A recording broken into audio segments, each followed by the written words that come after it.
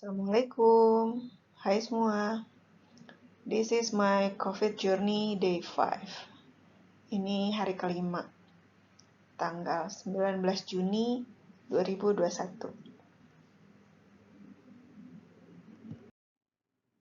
Nah, sebelum saya mulai, seperti biasa, saya mau ngingetin, jangan lupa maskermu ya. Karena kelihatannya simple, this is a very simple act that we can do together. Maskermu akan melindungimu dan menjaga orang lain di sekitarmu. Jadi orang-orang yang punya kerentanan lebih tinggi bisa terlindungi hanya karena Anda memakai masker. Alhamdulillah, saya bersyukur banget karena yang diberikan Allah pada saya dengan kondisi terpapar saya saat ini itu tidak parah. Maksudnya virus loadnya nggak banyak.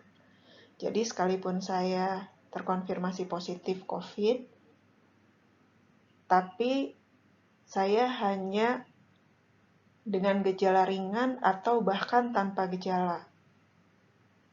Kalau gejalanya parah dengan kondisi saya punya penyakit bawaan, saya tidak bisa membayangkan apa yang harus saya lalui, apakah saya bisa bikin catatan-catatan seperti ini atau tidak.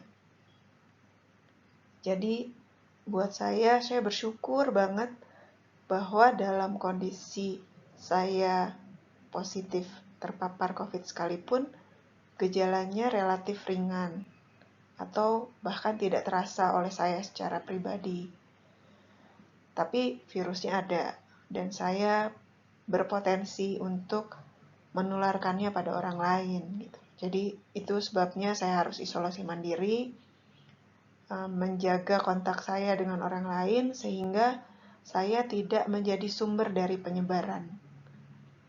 Itu sebabnya sangat penting buat kita semua untuk selalu memakai masker, menjaga jarak, mencuci tangan dengan sabun. Disabuninnya 20 detik ya minimal, lalu dibasuh di air mengalir, menghindari kerumunan, dan mengurangi atau meminimalisir mobilitas.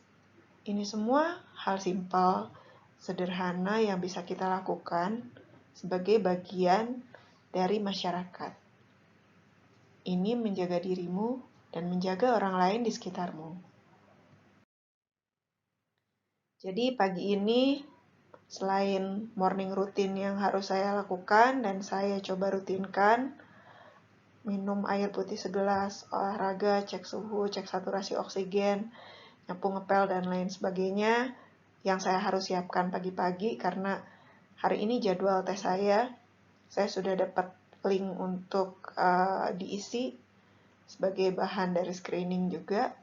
Tiba-tiba saya dapat telepon dari guru anak saya yang bungsu. Saya selalu deg-degan kalau ditelepon guru karena ini saat dimana sekolah itu dilakukan jarak jauh. Sekolah tidak seperti biasanya. Jadi semua orang melakukan hal di rumah. Ini sebuah perubahan besar buat anak-anak yang terbiasa belajar di sekolah dengan sistem classroom dan lain sebagainya. Dan ini juga buat saya jadi pembelajaran bukan hanya buat anak saya sebagai murid, tapi juga buat saya sebagai orang tua. Jadi kontrol belajar anak dan lain sebagainya itu ada di saya, ada di kami sebagai orang tua. Jadi saya ditelepon gurunya disampaikan bahwa ada beberapa mata pelajaran anak saya yang belum tuntas. Sementara kan ini sudah mendekati pleno kenaikan kelas ya. Dan di sekolahnya tuh aturannya adalah 2 mata pelajaran tidak tuntas, 2 atau lebih mata pelajaran, lebih dari 2 mata pelajaran tidak tuntas, itu masuk pleno kenaikan kelas dan terancam tidak naik kelas. Nah, sementara anak saya kan kondisinya sedang menunggu hasil tes dan dia sendiri ada diagnosis dia kena Shingles kalau misalkan orang Indonesia mengenalnya sebagai cacar ular. Jadi itu virus varicella zoster yang kalau misalkan itu sebenarnya kalau misalkan orang yang belum pernah kena cacar itu jadinya cacar air gitu. Nah ini lumayan gitu loh. Jadi si anaknya juga karantina. Sementara wah ini banyak yang harus diselesaikan gitu. Jadi saya diskusi sama anaknya, Akang, ini gimana? Ada problem gini, gini, gini, gini. Yuk, apa yang bisa Bunda bantu? Apa yang bisa Akang lakukan? Apa yang kakak-kakak bisa bantu? Jadi kita upayakan dulu sama-sama gitu. Kalau ini mumpung masih ada waktu. Saya berterima kasih banget sama wali kelasnya yang sangat sabar dan pengertian. Juga spirit kerjasama yang oke gitu loh. Karena ini bukan hal mudah juga bagi kita semua. Hatur nuhun ya Mr. Gemma. Juara banget. Lalu ini adalah hari dimana saya tes ulang. Simple sih sebenarnya, ya udah tinggal datang ke labcast terus tes ulang. Tapi ternyata nggak sesederhana itu karena status saya terkonfirmasi. Saya sekarang sedang isoman. Ada mekanisme tertentu yang harus saya lakukan untuk keluar masuk ruangan isolasi saya gitu. Jadi bahwa saya harus ngasih tahu saya jam berapa. Ini persiapannya sehari sebelumnya sudah dimulai gitu. Saya lapor dulu ke manajemen tempat saya isoman, lalu menanyakan mekanismenya harus bagaimana dan lain sebagainya. Jadi saya pakai masker double. Saya pakai sarung tangan, lalu keluar melalui lift yang memang disiapkan gitu. Karena suami saya ada di tempat lain, saya harus pakai kendaraan umum, maka saya memutuskan untuk pakai angkutan online tapi yang roda 2. Kenapa saya putuskan seperti itu? Karena meminimalisir kontak. Kalau roda 4, maka itu ruangnya tertutup dan ruangnya kecil. Sementara saya belum tahu apakah saya sudah negatif atau enggak. Jadi saya putuskan saya pakai ride karena hitungan ride itu tidak sampai masa bahaya yang 15 menit dalam ruangan tertutup bersama. Dan ini kan ruang terbuka gitu loh. Ruangnya nggak ada sekat tertentu.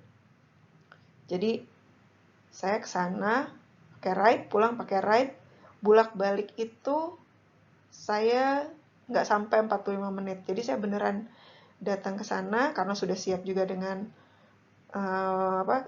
fotokopi KTP gitu. Karena saya ngepasin waktu itu karena saya nggak pingin antri dan nunggu lama. Jadi begitu saya datang, saya langsung menyerahkan. Jadi dari rumah 8.20 karena mulainya 8.30, jadi saya pikir oh harusnya udah mulai gitu kan, nggak ada antrian. Kesana menyerahkan bukti dan menyampaikan bahwa saya sudah mengisi link persiapannya, itu link untuk isiannya, dan mereka cek. 5 menit kemudian saya dipanggil, dan tesnya teman-teman nggak sampai ini ya, nggak sampai 30 detik tesnya itu sebenarnya. Swab test itu sebentar banget. Terus saya pulang lagi. Itu total itu nggak sampai, dengan saya nunggu angkutannya gitu, itu paling 40 menit juga nggak nyampe gitu. Saya udah balik lagi ke ruangan. Baru deh segala macam saya lepas. Saya ngelepasin sarung tangan, masker yang 2 itu saya masukin ke tempat sampah, setelah saya gunting dulu gitu. Terus mandi lagi, cuci lagi bajunya karena saya habis dari luar dan lain sebagainya. Jadi perlu persiapan panjang bahkan untuk tes seperti itu. Lalu kemudian karena sekali lagi nggak boleh kerja, jadi saya nonton film Disney yang judulnya Tomorrowland. Saya pernah nonton sebenarnya, tapi saya ulang nontonnya karena saya suka banget sama ada kutipan di depannya, it's about feeding the right wolf. Jadi ada yang bilang ini legendanya Eskimo, tapi di film itu kalau nggak salah dia mengatakan itu sebagai bisa ditrace juga itu sebagai legendanya Indian Amerika, Cherokee kalau nggak salah. Jadi mereka bilang itu sebenarnya metamorfosis menggambarkan apa yang terjadi dalam diri kita, our inner self gitu.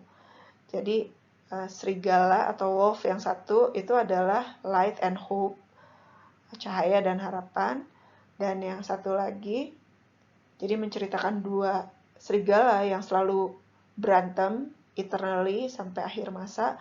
Yang satu itu adalah light and hope, yang satu itulah anger and despair, rasa marah dan rasa putus asa. Jadi mereka selalu berantem, selalu berperang satu sama lain, saling bergulat satu sama lain. Lalu si orang tuanya bertanya, jadi siapa yang menang? Kepada anaknya, ayo menurutmu siapa yang menang? Terus anaknya nanya ulang, menurutmu siapa yang menang kalau gitu nantinya? Kalau dia selalu berantem gitu. Yang menang adalah yang paling sering kamu beri makan. Kalau kamu ngasih makan harapan dan cahaya, maka dia akan menang melawan rasa marah dan rasa putus asa. Jadi kalau kamu ngasih makan yang satu lagi, ngasih makan lebih banyak kemarahan dan lain sebagainya, maka dia yang akan menang dalam diri kamu. It's about feeding the right wolf. Menarik sekali. Lalu saya nonton drakor, milih-milih drakor, dan drama Chinese. Walaupun kayaknya saya salah milih deh, karena drakornya itu saya nonton Uncontrollably Fond. Jadi itu cerita soal seorang aktor populer yang kemudian kena penyakit dan didiagnosis cuma punya waktu 3 bulan. Jadi dia melakukan sesuatu yang dia coba lakukan di masa akhir hidupnya untuk dalam tanda kutip membayar kesalahan. Walaupun saya skip ya, habis filmnya sedih, tapi ada sesuatu yang bisa kita ambil juga sih. Terus saya jadi suka sama lagunya, A Little Braver dari New Element kalau nggak salah. Lagunya keren. Terus saya nonton Dracin, walaupun saya lompat-lompat juga karena kalau ini yang ketawa-ketawa ya, lucu banget soalnya. Itu filmnya, serinya tuh itu yang Scenery of Love. Tapi nggak selesai sih, karena saya pikir ini kalau anak saya tahu ini ketawa banget, karena dia bilang menyeh-menyeh banget itu film. Nggak tahu, pokoknya kalau setiap kali film yang banyak cinta-cintanya, anak saya yang bungsu tuh akan bilang itu film menyeh-menyeh.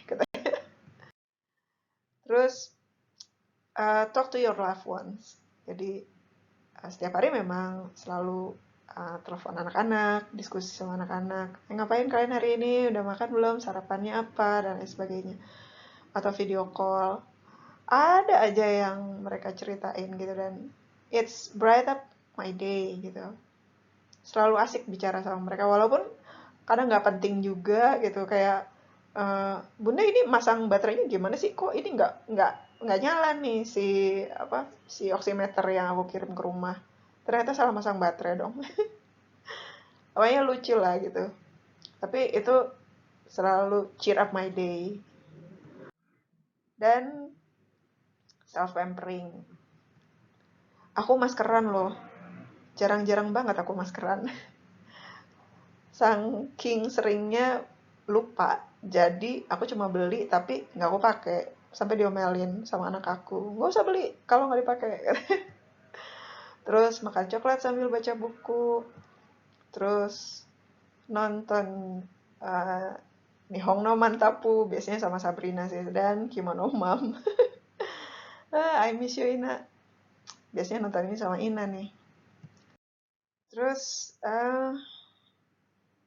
ini kata Roy T. Bennett, instead of worrying about what you cannot control, save your energy to what you can create. Daripada kita mikir negatif dengan kondisi ini, mendingan semangat gitu kan. Sama nih sebenarnya sejenis dengan yang dikatakan sama biksu tua di film The Cup. If a problem cannot be solved, why unhappy? But if cannot be solved, what's the use of being unhappy? Segitu dulu ya. Assalamualaikum warahmatullahi wabarakatuh.